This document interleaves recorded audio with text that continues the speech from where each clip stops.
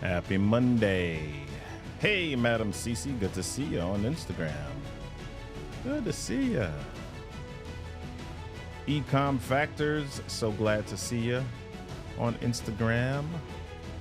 Hey there, David Hunt. Good to see you this morning on YouTube. All right, we're getting ready to get started with the Monday Mindset Movement in just a few moments. All right. All right, Lens Photo, so glad that you're here. Happy Monday. Happy Monday to you. Thank you. So glad you're here. All right. We are about to get started. Let me get some water before we do this.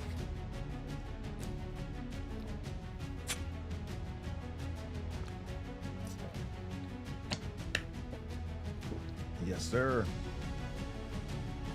All right, thank you, David. David's about to head into a meeting. Thank you, buddy. We'll probably start to do this a little bit earlier in the future.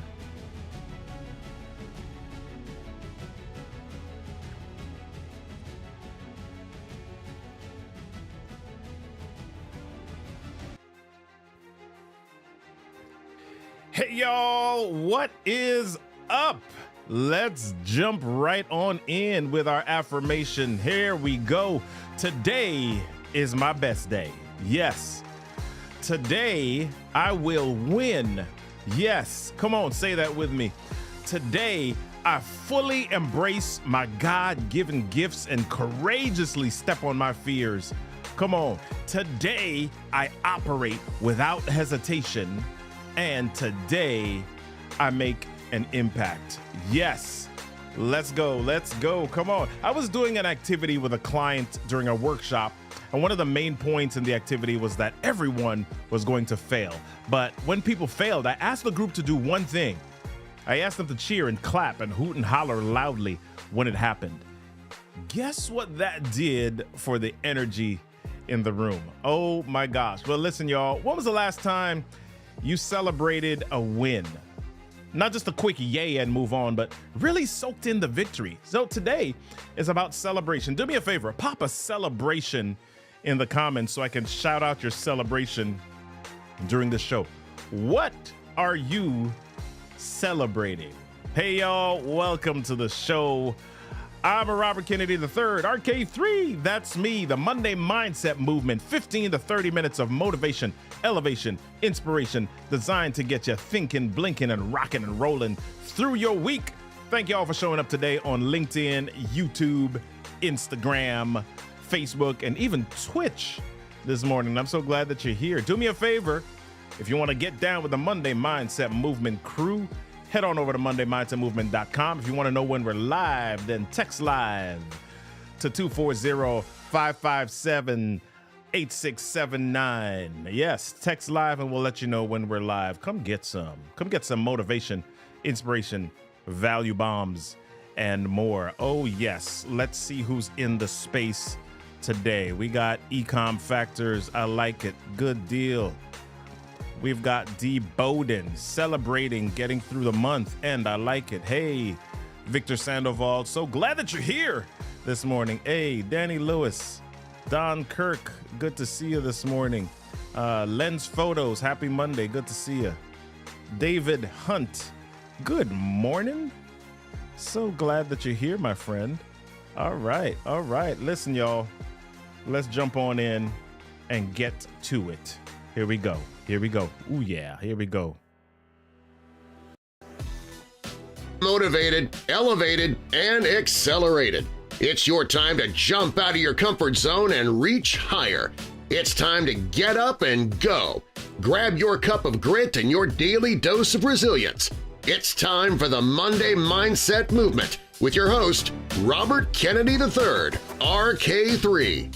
It's time.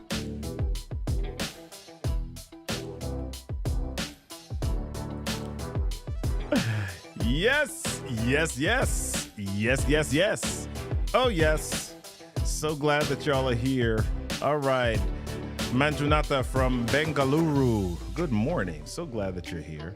Excellent. So glad that you're here this morning. Hey, my friends.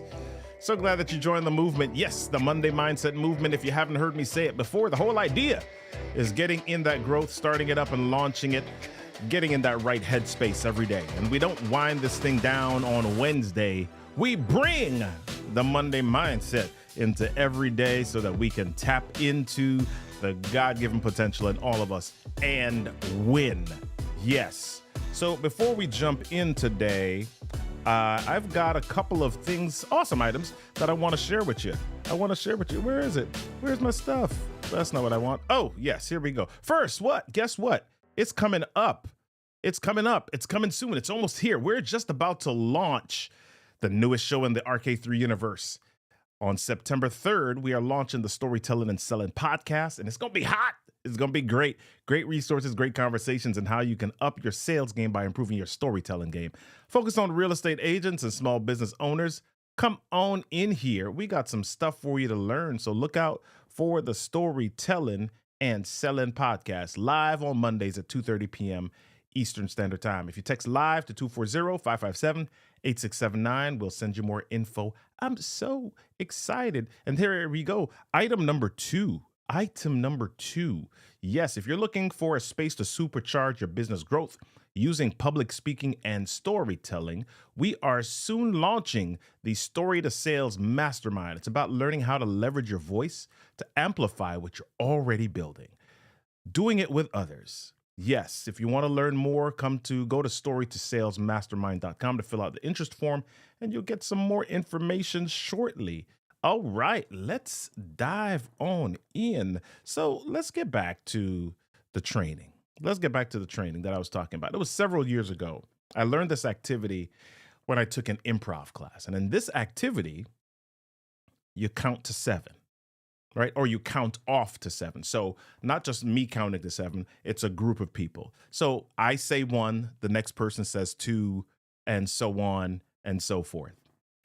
While counting to 7, you've got to direct it. So let's say that there's a circle, right? I say 1, and at some point I start doing an action to direct it. So if I do this way, the person beside me says 2. If I do it this way, the person on that side says 2. So we're adding a lot of different things while counting to 7, okay? And at some point, usually pretty early on in the activity, someone screws up the entire thing, right? Now, when you are the first person to mess up, especially in a group, it can feel pretty daunting. But I gave the group a requirement. I gave them a request. I said, when someone fails, here's what I want you to do. I want you to yell and scream and clap and say, yay, right? That when that person fails. So first of all, the person has to step to the center of the room and acknowledge and say, oh my gosh, I failed. And then when they do that, everybody says, yeah, and they clap and they cheer, all of that. At the end of the activity, I debrief and I pull out a lot of lessons with this group. There are a lot of different lessons. People talk about, oh my gosh, it's hard to count, right? Some people say it's hard to count. Some people talk about how it can be challenging to anticipate or assume that when somebody gets to 5, it's going to come to you in just a few moments. And then it might change direction. There are a lot of different things. But the biggest lesson usually is when you are in a group where it's okay to fail, it's much easier to move past it. And even further, when you're in a room where failure is celebrated, then you can move through it and toss it off because you know that you will get to success. And so I asked people who failed, I asked them how they felt, like inside, internally. How they felt when they failed. And they usually answer, at first I felt like, oh my gosh, I totally blew it. But then when I heard everyone cheering, I leaned in and it wasn't so bad. So here's the lesson in this. I always share with you a story at the beginning, but what's the lesson? What does this mean?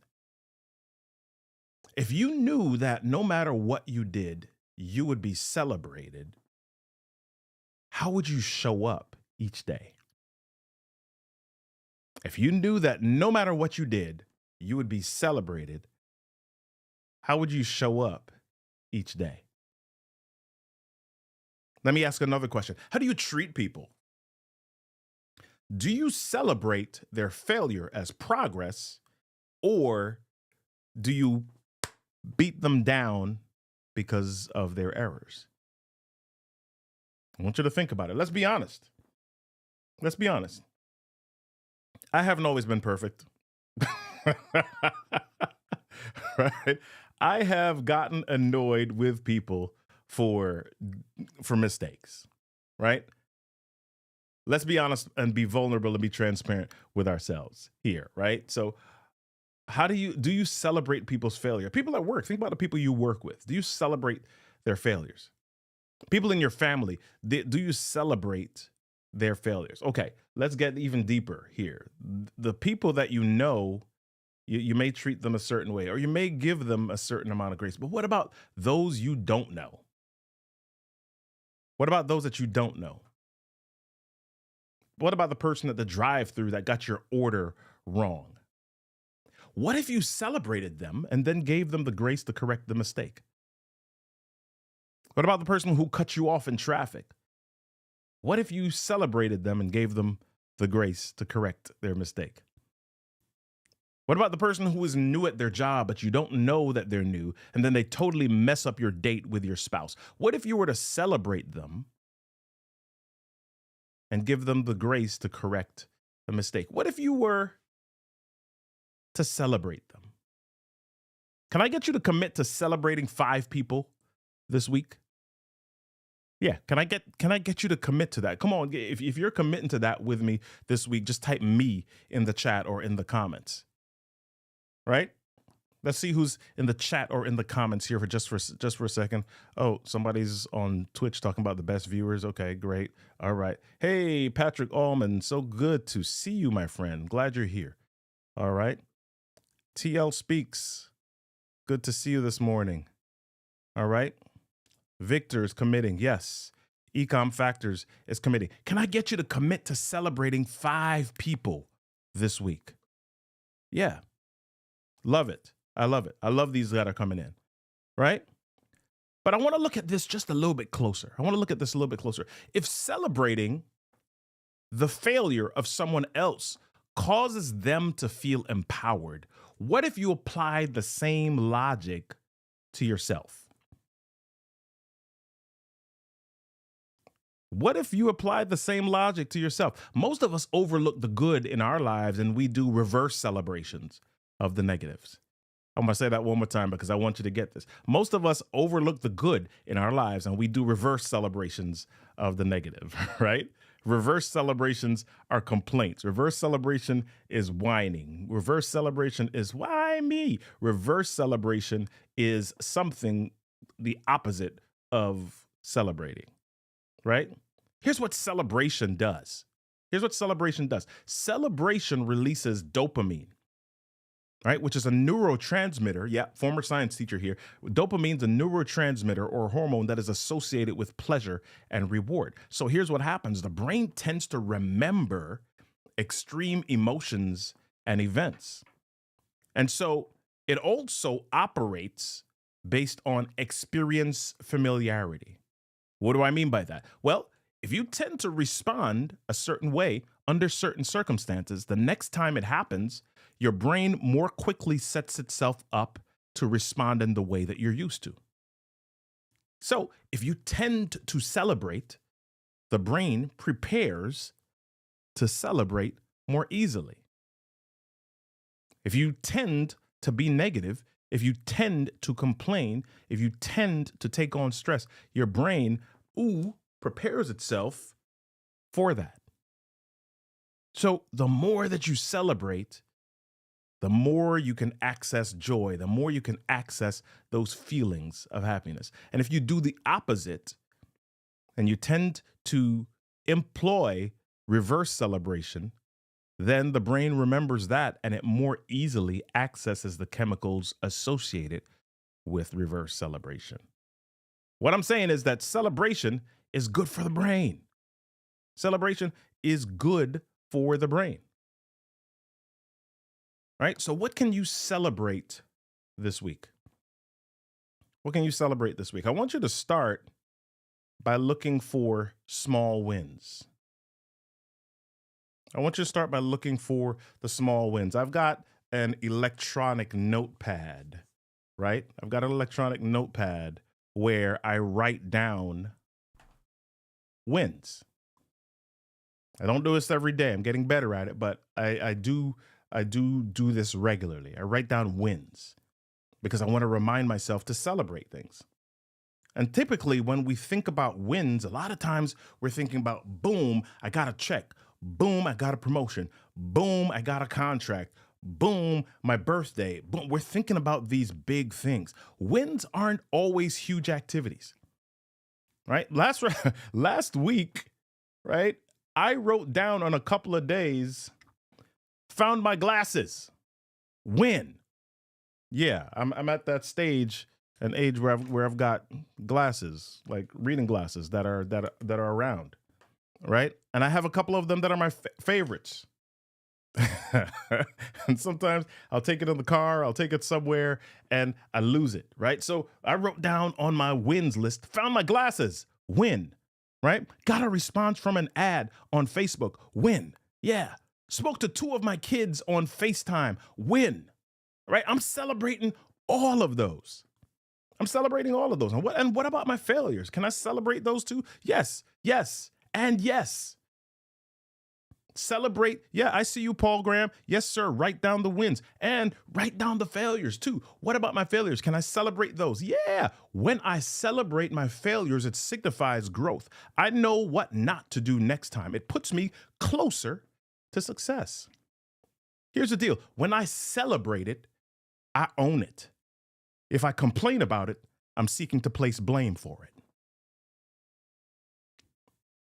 What can you celebrate? What can you celebrate? Yeah, if I celebrate my wins, I own that. If I celebrate my failures, I own that too, which opens the door, which gives me access to growth. What can you celebrate? What can you celebrate?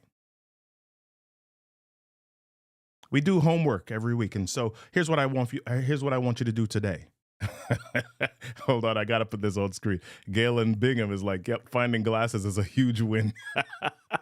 Yes, it is. It is. It absolutely is. Thank you, Galen.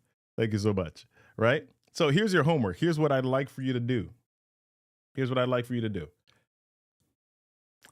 Right now, before you head out into your week, I want you to write down 5 wins. Right? I want you to write down 5 wins. And then, after you finish writing down 5 wins, I want you to write down 5 fails. 5 things that didn't go so well. 5 things that were unexpected. 5 things that didn't work out as you intended them to. Right? I want you to write down 10 things total. 5 wins and 5 fails. Then here's what I'd like for you to do. I want you to read them out loud and celebrate. I want you to read them out loud and celebrate. Oh my goodness. I love what TL Speaks says. Lay claim to all that makes you great, both wins and losses. I like it. I love it. Right? Write down your wins and write down your fails, then read them out loud and celebrate. What does celebrating look like? It may just mean like you stand up and you're like, yes. It may mean that you smile, or you may stand up and just say thank you out loud, right? What does celebrating look like? Celebrating might look like, right? Let me do this real quick. Celebrating might look like this. Oh yeah. Right? That might be what celebration looks like, right? What does celebration look like for you? Read your wins and your fails out loud and then celebrate. Life is about moments. And the more moments of celebration we choose, the more our brains will remember celebration. Choose to celebrate. Choose to celebrate yourself. Choose to celebrate someone. Remember, you've committed 5 people this week. Celebrate 5 people. I'm not saying 5 people that did something good. I just said 5 people. It could be 5 people that messed up, 5 messy people. It could be people that got you upset. It could be people that just got you angry, people that made a mistake and didn't make your life easy. Celebrate 5 people this week. Then choose to celebrate you all day. Choose to celebrate you all day. That's all for this week, people. That's all for this week. To know when we are live next, text live to 240-557-8679, and I'll send you the link for where we're going to be. All right. That's live, LIVE, to 240-557, and I'll get you that link. Yeah, I like what D Bowden's saying. D says, learn to clap for yourself. Get a set of clappers. I like it, D. Thank you. Thank you. Remember to look out for the Storytelling and Selling podcast. Text live to 240-557-8679. Come on, I need you to do that. Get in action. Text live to 240-557-8679, and I'll give you that info. Also, if you're a small business owner or real estate pro and you want to learn more about how to grow your business through public speaking, then get locked in with the Story to Sales Mastermind. Head on over to storytosalesmastermind.com to share your interest, and yes, we'll send you more information. I want to end today with this. Our lives are measured in moments, and defining moments are the ones that endure in our memories. That's from Chip and Dan Heath in their book about moments, the power of moments. Here's the thing. We get a lot of say in the moments that stick. And so the more that we celebrate, the more celebratory moments we have to remember. That leads to one more quote from Chip and Dan Heath. And it says, the occasionally remarkable moments shouldn't be left to chance. They should be planned for and invested in. Hey, y'all, it's Monday, and we want to shift your mindset to a place of growth, but it doesn't just start and stop on Monday. We want to encourage you to take your Monday mindset into tomorrow and the next day and the next day and the next day. Today is your day. Be curious. Make a choice. Move. Start a movement. Be a movement. Join me next week, Monday, on the Monday Mindset Movement at 8 a.m. on Instagram, YouTube, LinkedIn, Twitter. No Twitter. We don't do that anymore. Yes. All right. Yes.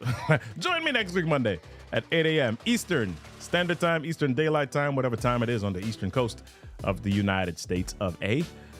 Yeah. Join me for the next Monday Mindset Movement. Until then, be amazing, my friends. Peace.